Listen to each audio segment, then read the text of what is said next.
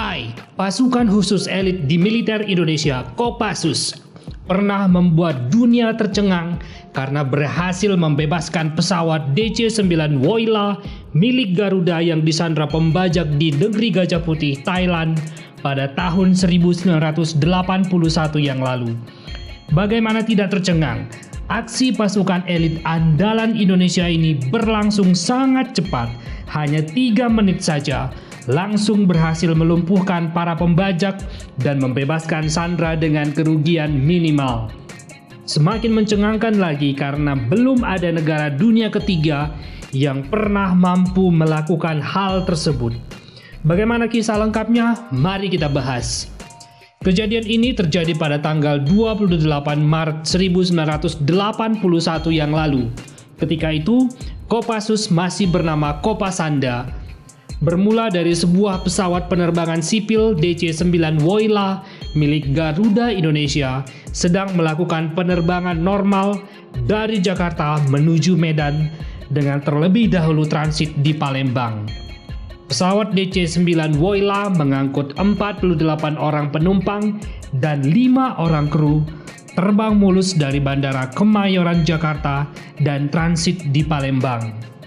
Dari Palembang, penerbangan dilanjutkan menuju tujuan akhir, Bandara Polonia di Kota Medan, Sumatera Utara. Masalah besar baru muncul ketika pesawat ini sudah terbang menuju Medan dan sedang di udara di atas kota Pekanbaru. 5 orang penumpang melakukan aksi tidak terduga dengan menodongkan senjata kepada kru dan penumpang pesawat naas ini. 1 orang pembajak bersenjata langsung masuk ke ruang kokpit dan mengancam pilot DC-9 Woyla. Sedangkan 4 pembajak lain berdiri di lorong pesawat dan menodongkan senjatanya ke arah penumpang dan kru pesawat sehingga membuat kepanikan luar biasa. Nah, para pembajak ini memerintahkan pilot mengalihkan penerbangan yang semula menuju Bandara Polonia di Medan beralih menuju kota Colombo di Sri Lanka. Namun pilot berhasil meyakinkan para pembajak bahwa pesawat DC-9 Woyla tidak akan mampu mencapai kota Colombo, Sri Lanka karena keterbatasan bahan bakar dan kemampuan terbatas pesawat DC-9 Woyla. Penjelasan pilot DC-9 Woyla ini bisa diterima para pembajak dan meminta penerbangan dialihkan ke kota Penang, Malaysia. Sang pilot bernama Kapten Herman Rente tidak punya pilihan lain selain menuruti kemauan para pembajak. Sementara itu, pesawat DC-9 Woyla terus terbang dan mendarat di kota Penang, Malaysia. Pihak pembajak sengaja meminta pilot mendaratkan pesawatnya di kota Penang, Malaysia, bukan sebagai tujuan akhir, tetapi hanya sebagai lokasi pengisian bahan bakar dan perbekalan yang segera dituruti oleh otoritas setempat. Nah, di sini pula ada seorang penumpang lanjut usia yang turut ikut disandra, akhirnya dibebaskan para pembajak karena nenek tua ini tidak berhenti menangis sejak dari awal pembajakan.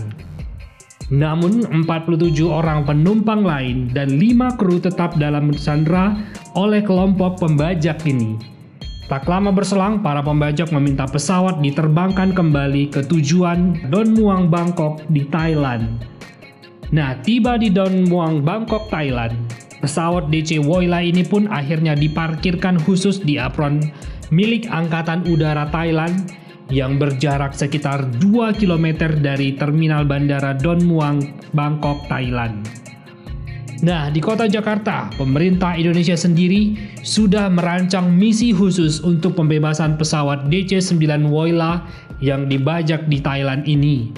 Sebagai bagian awal, pemerintah Indonesia mengirimkan intelijen untuk terbang ke Bangkok menggunakan pesawat DC-9 Digul, pesawat yang sama persis seperti pesawat DC-9 Woyla yang dibajak. Ini bukan sebuah kebetulan, karena memang pesawat DC-9 Digul ini nantinya dirancang sebagai bagian dari proses pembebasan pesawat DC-9 Woyla yang disandra. Nah, pesawat DC-9 Digul yang mengangkut Dinas Intelijen Militer Indonesia ini pun disamarkan sebagai pesawat sipil biasa, diparkir dalam hangar khusus milik Angkatan Udara Thailand yang lokasinya tidak berjauhan dengan lokasi pesawat DC-9 Woyla dibajak.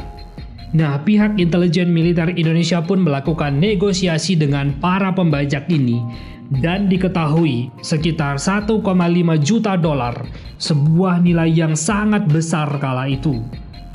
Selain mendekati para pembajak, militer Indonesia juga berkoordinasi dengan pihak otoritas Thailand untuk opsi pembebasan pesawat DC-9 Woyla dengan tindakan militer.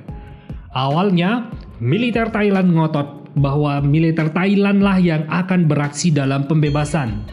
Namun pihak Indonesia juga tidak kalah ngotot dengan argumen bahwa DC-9 Woyla yang dibajak adalah milik Indonesia dan sebagian besar penumpangnya adalah warga negara Indonesia.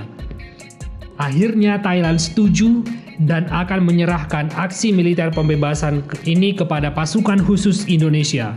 Sedangkan pasukan militer Thailand akan memberikan support dari luar perimeter.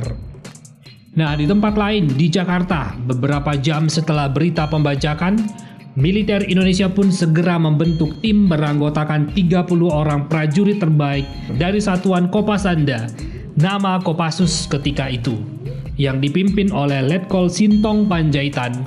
Sebelum berangkat ke Thailand, Kopassus meminta pihak Garuda menyediakan sebuah pesawat DC-9 yang sama dengan pesawat DC-9 Woyla sebagai tempat berlatih sebelum terjun ke Thailand.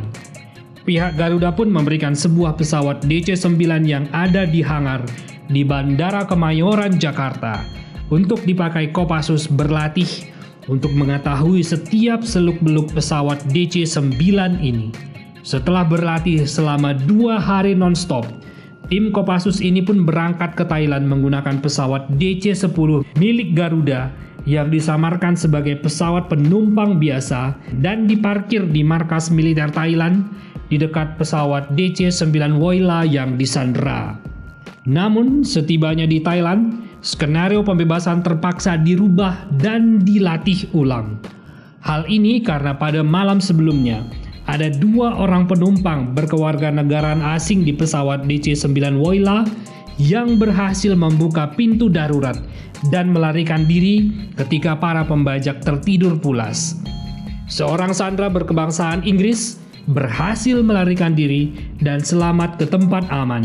Sedangkan seorang sandera lagi yang berkebangsaan Amerika yang sudah berhasil melarikan diri dari pintu darurat, namun ditembak oleh para pembajak ketika sedang ada di landasan dan meninggal seketika. Kondisi pintu darurat yang sudah terbuka ini membuat skenario penyelamatan harus dirubah dan dilatih ulang.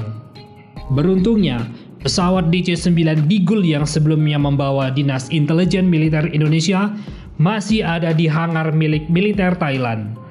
Pesawat yang merupakan tipe yang sama persis dengan DC-9 Woyla ini pun dipakai kembali oleh tim Kopassus untuk berlatih menyesuaikan kondisi terakhir pesawat.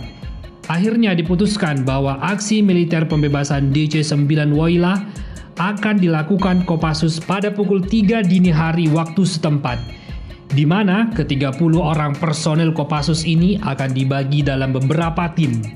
Ada yang bertugas mendobrak pintu depan di samping kiri pesawat, ada yang bertugas mendobrak pintu di atas sayap, dan ada yang bertugas mengamankan pintu darurat di belakang pesawat. Sebagian lagi bertugas untuk mengamankan sandera dan melumpuhkan para pembajak. Sedangkan pasukan militer Thailand akan melakukan perlindungan dari lokasi tidak berjauhan untuk mengantisipasi para pembajak melarikan diri. Tepat pukul 3 dini hari waktu setempat, tim Kopassus beraksi dan mendekati pesawat DC-9 Woyla dari arah belakang untuk memastikan pembajak tidak akan menyadari kehadiran pasukan elit Indonesia ini. Tak lama berselang, keseluruhan 30 orang personil terbaik Kopassus ini sudah berada di posisi mereka masing-masing sesuai skenario penyelamatan yang sudah dilatih sebelumnya. Aksi Kopassus dimulai dengan tim yang berada di belakang dengan membuka secara cepat pintu darurat bagian belakang pesawat ini dan langsung menyerbu masuk ke dalam pesawat. Hanya berbeda sepersekian detik, tim Kopassus lain juga mendobrak pintu darurat bagian sayap dan juga langsung menyerbu. Personil Kopassus segera berteriak menyuruh semua sandera untuk tiarap. Para pembajak sangat terkejut karena sama sekali tidak menduga bahwa mereka akan disergap oleh Kopassus di tengah malam buta. Kontak tembak tidak bisa lagi dihindarkan. Tim Kopassus dari bagian belakang menembak para pembajak yang berjaga di bagian belakang. Demikian dengan tim Kopassus yang masuk dari sayap, terlibat kotak tembak dengan para pembajak yang berjaga di tengah. 3 orang pembajak berhasil dilumpuhkan di tempat, dan 1 orang pembajak berhasil dilumpuhkan oleh tim Kopassus yang berjaga di luar ketika mencoba keluar dari pesawat. Dan 1 pembajak lain berhasil dilumpuhkan di luar pesawat ketika menyamar sebagai penumpang yang disandra ketika proses pembebasan sudah usai. Penyamaran pembajak ini tidak berjalan mulus karena para sandera sudah mengenali dan berteriak bahwa dia adalah bagian dari pembajak. Sang pembajak ini pun berupaya kabur ke ujung landasan dan langsung dilumpuhkan tim Kopassus yang sudah standby. Proses pembebasan ini berlangsung sangat cepat, hanya sekitar 3 menit saja.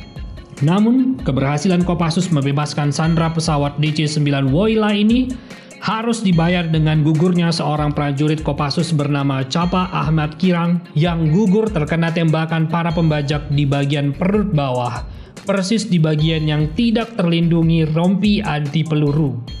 Selain itu, sang pilot pesawat DC-9 Woyla bernama Kapten Herman Rente juga gugur terkena tembakan yang dilepaskan para pembajak ketika Kopassus mulai menyerang. Keberhasilan Kopassus menyelamatkan sandera dari pesawat DC-9 Woyla yang disandra ini membuat banyak pihak tercengang. Hal ini karena sebelumnya, militer Indonesia dianggap sebagai militer dari dunia ketiga yang tidak diperhitungkan sama sekali oleh negara-negara besar. Namun, keberhasilan Kopassus menyelamatkan pesawat DC-9 Woyla dari para pembajak dengan hanya 3 menit saja membuat mereka terkagum-kagum. Nah, bagaimana menurut pendapat kamu mengenai aksi heroik Kopassus membebaskan sandera pesawat DC-9 Woyla milik Garuda yang disandra di Thailand ini? Sampaikan komentar kamu di kolom komentar di bawah ini ya, kita diskusikan. Salam!